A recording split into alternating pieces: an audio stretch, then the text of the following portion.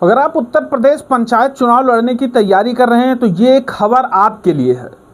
क्योंकि जो आपको लग रहा था कि उत्तर प्रदेश पंचायत चुनाव जो है 26 में शायद संभव नहीं है, क्योंकि पिछड़ा वर्ग आयोग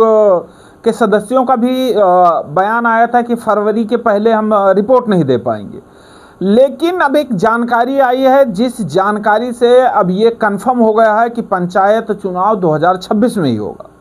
हम आपको जानकारी भी बताएंगे और पूरी खबर भी बताएंगे, लेकिन उससे पहले निवेदन करेंगे कि वीडियो को शेयर जरूर कर दीजिएगा, क्योंकि ये उत्तर प्रदेश के समस्त प्रत्याशियों तक पहुंचना चाहिए, चाहे वो प्रधानी, बीडीसी या जिला पंचायत की तैयारी कर रहे हों। खबर यह आई कि पिछड़ा वर्ग आयोग जो ओबीसी आयोग था, उसके सर्वे करने में शायद बहुत लंबा समय लगता, और जैसा कि पहले बयान भी आया था कि काफ़ी समय लग सकता है, सरकार ने कोई टाइम बाउंड नहीं दिया है और हम सर्वे करेंगे, सर्वे करने के बाद रिपोर्ट अपना जो है वो पेश करेंगे। लेकिन इसी बीच एक खबर आई, खबर लगभग 2 दिन पहले आई, और जिसमें बताया गया कि पिछड़ा वर्ग आयोग तो सर्वे अपना जो कर रहा है वो कर ही रहा है, बल्कि सभी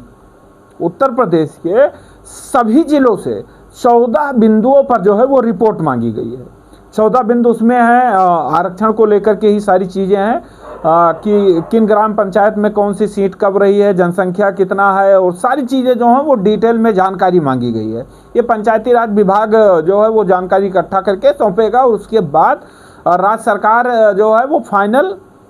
राज्य निर्वाचन आयोग को देगी जिम्मेदारी, और फाइनल सूची जो है वो जारी होगी आरक्षण की, और उसके बाद उस पर आपत्ति दर्ज करवाया जाएगा। आपत्ति दर्ज होने के बाद जब लिस्ट जो है फाइनल आ जाएगी, और उसके बाद पंचायत चुनाव का शेड्यूल जो है वो जारी कर दिया जाएगा। अब इसमें समय कितना लगेगा, सबसे महत्वपूर्ण बात वही।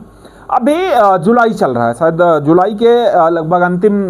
दिनों में आप ये वीडियो देख रहे हैं। इसके बाद अगस्त का महीना आने वाला है,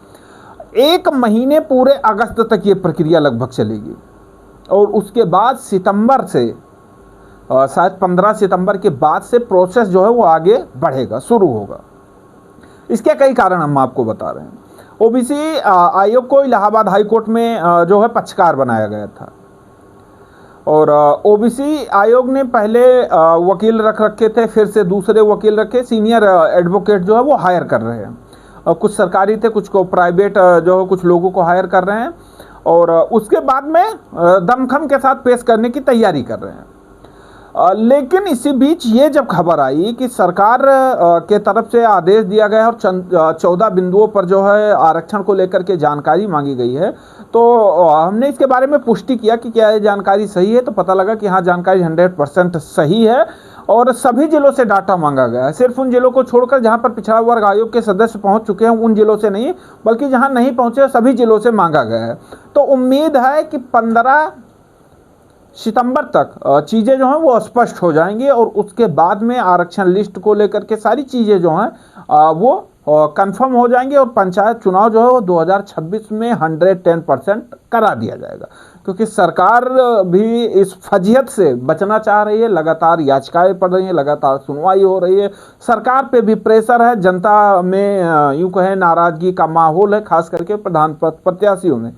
कार्यकाल बढ़ा दिया गया है, 6 महीने के लिए बढ़ाया गया है, नवंबर में उनका कार्यकाल समाप्त हो रहा है। उसके बाद अगर कार्यकाल बढ़ाना है तो उसका कोई नियम कानून नहीं है। तो ऐसे में सरकार जो है वो पंचायत चुनाव किसी न किसी तरीके से करा करके और अपना पल्ला झाड़ने की जो है तैयारी करेगी, और ऐसा ही होने वाला है। और अगर आप तैयारी कर रहे हैं तो उम्मीद रखिएगा कि 15 नवंबर के पहले पंचायत चुनाव जो है वो संपूर्ण हो जाएगा, यानी करा दिया जाएगा।